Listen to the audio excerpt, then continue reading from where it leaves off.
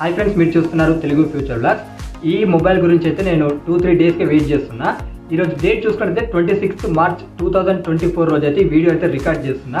నాకు తెలిసి ఈ వీడియో అయితే మీకు రేపు వస్తుంది, అంటే 27th రోజు వస్తుంది. ఎందుకంటే ఆల్రెడీ నేను రికార్డ్ చేసే టైంకి దాదాపు నైట్ 9 అవుతుంది. సో రికార్డ్ చేసి ఎడిటింగ్ చేయాలంటే చాలా కష్టం అవుతుంది. సో నేను ఇదే రోజు అంటే 26 మార్చ్ రోజు ఏంటంటే పోకో C61, అలాగే honour 90, Lenovo tab M11 already మన ఛానల్లో వీడియోస్ చేశాను అనమాట. సో టైం అనేది మనకి ఎక్కువ అయిపోయింది, వర్క్ కూడా ఎక్కువ అయిపోయింది. ఈ మొబైల్ వచ్చేసి వివో X-Fold 3 Pro మొబైల్ని కూడా ఈ రోజే లాంచ్ చేశారు చైనాలో.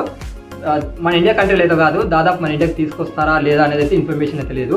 ఈ రెండు మొబైల్కి సంబంధించిన ఫుల్ డీటెయిల్స్ అయితే ఇప్పుడు మనం చూద్దాము. ఫస్ట్గా మనము X-Fold 3 Pro దీనికి సంబంధించిన స్పెక్స్ చూసి మళ్ళీ X-Fold 3కి సంబంధించిన స్పెక్స్ అయితే చూద్దాము. ఈ వీడియో అయితే కొద్దిగా రేపు వస్తుంది, కొద్దిగా అడ్జస్ట్ చేసుకోండి. ఎందుకంటే ఆల్రెడీ ఈ రోజే నేను 3 ఫోన్స్ రికార్డింగ్ చేసి వాటి ఎడిటింగ్ చేసి అప్లోడ్ చేశాను అనమాట. నేను మార్నింగ్ నుంచి ఈ మొబైల్ గురించి వెయిట్ చేశాను. సో ఇది వస్తే చేద్దామని. సో కాకపోతే లేట్ అయింది, కొద్దిగా ఏమనుకోకండి. వీడియోని ఫస్ట్ నుండి చివరి వరకు చూస్తేనే మీకు రెండు మొబైల్కి సంబంధించిన ఫ్యూచర్స్, అసలు వీటి ప్రైజెస్ మీకు మొత్తం అర్థమైపోతాయి. ఇక X-Fold 3 Proకి సంబంధించిన డీటెయిల్స్ చూసుకున్నట్టయితే ఇదేంటంటే ఫోల్డబుల్ మొబైల్స్ ఉంటాయిగా, వాటిలో ప్రపంచంలోనే క్వాల్కామ్ స్నాప్డ్రాగన్ 8 Gen 3తో వచ్చిన ఫోల్డబుల్ మొబైల్ అని అయితే వివో వాళ్ళు చెప్తున్నారు. దీనికి 2 డిస్ప్లేలు ఉంటాయి అన్నమాట, external display, internal display. First external display size చూసుకున్నట్లయితే 6.53 inches full HD plus omelette display ఉంటుంది. 120Hz డిస్ప్లే రిఫ్రెష్ రేట్ ఉంటుంది. దీని పిక్సెల్స్ చూసుకున్నట్లయితే 2748x1172 పిక్సెల్స్ అయితే ఉంటాయి. అలాగే దీని రిఫ్రెష్ రేట్ చూసుకున్నట్లయితే 120Hz డిస్ప్లే రిఫ్రెష్ రేట్ ఉంటుంది. అలాగే ఇది చూసుకున్నట్లయితే LTPO ప్యానల్తో అయితే ఇది రావడం జరుగుతుంది. ఇంకో డిస్ప్లే ఉంటుంది అనమాట, అది చూసుకున్నట్లయితే ఏంటంటే ఇంటర్నల్ డిస్ప్లే అనమాట, ఫోల్డబుల్ డిస్ప్లే అనమాట. ఇది 8.03 inches full HD plus omelette display ఉంటుంది. ఇది కూడా 120Hz డిస్ప్లే రిఫ్రెష్ రేట్ ఉంటుంది. ఇది కూడా LTPO ప్యానల్తో వస్తుంది. ఇక్కడ పిక్సెల్స్ చేంజ్ అయిపోతాయి, 2480x2200 పిక్సెల్స్ అయితే ఉంటాయి. ఇది అనేది ఇంటర్నల్ డిస్ప్లే, ఫోల్డబుల్ డిస్ప్లే అనమాట. దీంట్లో వాడిన ప్రాసెసర్ చూసుకున్నట్లయితే క్వాల్కామ్ స్నాప్డ్రాగన్ 8 Gen 3 ప్రాసెసర్ అయితే యూజ్ చేశారు. ఇదే ప్రపంచంలోనే మొట్టమొదటి ఫోల్డబుల్ మొబైల్ అని వీళ్ళు చెప్తున్నారు. ర్యామ్ చూసుకున్నట్టయితే LPDDR5X ర్యామ్ ఉంటుంది, USF 4.0 స్టోరేజ్ ఉంటుంది. ఎందుకంటే ఫ్లాగ్షిప్ ఫోల్డబుల్ మొబైల్ కాబట్టి. బ్యాటరీ చూసుకున్నట్లయితే 5700 mAh బ్యాటరీ ఉంటుంది. 100 వాట్స్ వైడ్ ఛార్జింగ్కి, 50 వాట్స్ అయితే వైర్లెస్ ఛార్జింగ్ అయితే వీళ్ళు సపోర్ట్ చేస్తారని వీళ్ళు చెప్తున్నారు.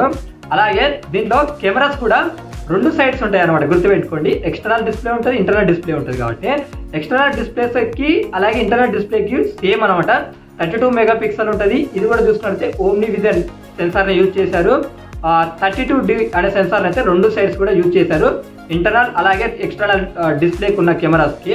ఇక బ్యాక్ సైడ్ ఉంటాయి ఇక కెమెరాస్, అవి చూసుకున్నట్టయితే ట్రిపుల్ కెమెరా సెటప్ యూజ్ చేశారు. బ్యాక్ సైడ్ 3 కూడా 50 మెగాపిక్సెల్స్ కెమెరాసే, కాకపోతే సెన్సార్స్ అనేది చేంజ్ అయిపోతాయి. 50 మెగాపిక్సెల్ మెయిన్ కెమెరా ఉంటుంది. ఇది omni vision OV50H censor use చేశారు. ఇది వచ్చేసి మెయిన్ కెమెరా అనమాట. ఇంకోటి 50 మెగాపిక్సెల్ ఉంటుంది, సామ్సంగ్ JN1 సెన్సార్ని యూజ్ చేశారు.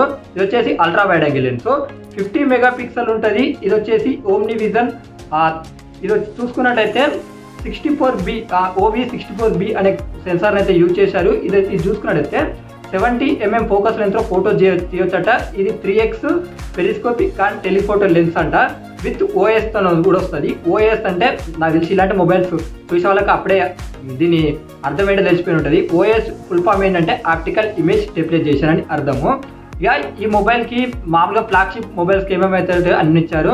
ఇది చూసుకున్నట్లయితే ultra in screen finger print censor అయితే యూజ్ చేశారంట. బోత్ ఉంటాయంట ఈ డిస్ప్లేకు, ఇంటర్నల్ డిస్ప్లేకి అలాగే ఎక్స్టర్నల్ డిస్ప్లేకి కూడా ఈ ఫింగర్ ప్రింట్ సెన్సార్ అనేది పనిచేస్తారంట. Wi-Fi 7 సపోర్ట్ చేస్తుంది, Bluetooth 5.4 మీద వస్తుంది, IR బ్లాస్టర్ ఉంది, USB Type-C వస్తుంది, 3.2 స్టోరేజ్తో వస్తుంది, Android 14తో వస్తుంది, అలాగే Origin OS 4తో అయితే సపోర్ట్ చేస్తుంది. ఇక్కడ థిక్నెస్ కూడా చూడండి, అన్ఫోల్డ్ థిక్నెస్ చూసుకున్నట్టయితే 5.2 mm థిన్ ఉంటుంది. ఫోల్డ్ అంటే ఫోల్డ్ అయిన తర్వాత ఉంటుంది కదా, ఫోల్డబుల్ సైడ్ చూసుకున్నట్టయితే 11.2 mm థిక్నెస్ ఉంటుంది. దీని వెయిట్ చూసుకున్నట్టయితే 236 గ్రామ్స్ వెయిట్ అయితే ఈ మొబైల్ ఉందన్నమాట. అలాగే ఈ మొబైల్ మనం ప్రైజెస్ చూసుకుందాము, చైనా ప్రైజెస్ ఇక్కడ చూసుకున్నట్టయితే బేస్ మోడల్ ఉంటుంది కదా, 16GB 512GB మోడల్ ప్రైస్ చూసుకున్నట్టయితే 1,17,100 రూపాయలు అయితే అలా పెట్టడం జరిగింది. అలాగే 16GB 1TB మోడల్ ప్రైస్ చూసుకున్నట్టయితే వీళ్ళు దగ్గర 1,28,800 రూపాయలు అయితే అలా పెట్టడం జరిగింది. సో నాకు తెలిసి బేస్ మోడల్ అయితే సరిపోతుంది. ఎవరైనా కొనాలనుకునే ఇంట్రెస్ట్ ఉన్న వాళ్ళు అనవసరంగా మనీ పెట్టి వేస్ట్ చేసుకోకండి. అలాగే ఇక్కడ కలర్ ఆప్షన్స్ కూడా చాలా మంది వెతుకుతుంటారు. ఇలా రెండే ఉన్నాయి, బ్లాక్ అండ్ వైట్. ఎక్కువగా మీరు ఆలోచించాల్సిన అవసరం అయితే లేదు. ఇప్పుడు ఏంటంటే మనం ఎక్స్పోర్ట్ 3కి సంబంధించిన ఫుల్ డీటెయిల్స్ అయితే చూద్దాము. డిస్ప్లే సైజ్ అయితే సేమ్ ఉంటుంది అబ్బా, మీకు ఎక్కడ కూడా తేడా అయితే ఏముండదు.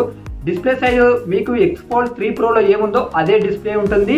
ఫ్రంట్ బ్యాక్ మీకు ఎలాంటి తేడాలు అయితే ఏముండవు, చెప్పి కూడా వేస్ట్, అది గుర్తుపెట్టుకోండి. ఇక్కడ ప్రాసెసర్ విషయానికి వచ్చేసినట్టయితే ఏంటంటే క్వాల్కామ్ స్నాప్డ్రాగన్ 8 Gen 2 ప్రాసెసర్ అయితే యూజ్ చేయడం జరిగింది. అలాగే ర్యామ్ అండ్ స్టోరేజ్లో కూడా మీకు ఎలాంటి మార్పులు అయితే ఉన్నాయి. ఓకేనా, LPDDR5X ర్యామ్ ఉంటుంది. USF 4.0కి అయితే ఈ సపోర్ట్ అనేది చేస్తుంది. బ్యాటరీ చూసుకున్నట్లయితే 5500 mAh బ్యాటరీ ఉంటుంది. 80 watts వైడ్ ఛార్జింగ్ సపోర్ట్ చేస్తుంది. ఇక కెమెరా చూసుకున్నట్లయితే సేమ్ ఫ్రంట్ సైడ్ అనమాట, అంటే ఎక్స్టర్నల్ డిస్ప్లేకి అలాగే ఇంటర్నల్ డిస్ప్లేకి సేమ్ యూజ్ చేశారు. మనకు ఎక్స్పోర్ట్ 3 ప్రోలో ఏ కెమెరాస్ యూజ్ చేశారో అవే యూజ్ చేశారు. 32 మెగాపిక్సెల్ ఉంటుంది. ఇది చూసుకున్నట్టయితే OV32D సెన్సార్స్ అయితే యూజ్ చేయడం జరిగింది. ఫోల్డ్ అలాగే అది ఇంటర్నల్ డిస్ప్లేకి ఎక్స్టర్నల్ డిస్ప్లేకి. ఇక బ్యాక్ సైడ్ అయితే చేంజ్ అయిపోతాయి. ఇక్కడ మంచిగా గమనించండి, 50 మెగాపిక్సెల్ మెయిన్ కెమెరా ఉంటుంది. సోనీ IMX920 సెన్సార్ యూజ్ చేశారు, విత్ OS తో వస్తుంది. 50 megapixel ultra wide angle lens ఉంటాయి. సామ్సంగ్ JN1 సెన్సార్ యూజ్ చేశారు. అక్కడ ఇక్కడ సేమ్ ఉంది.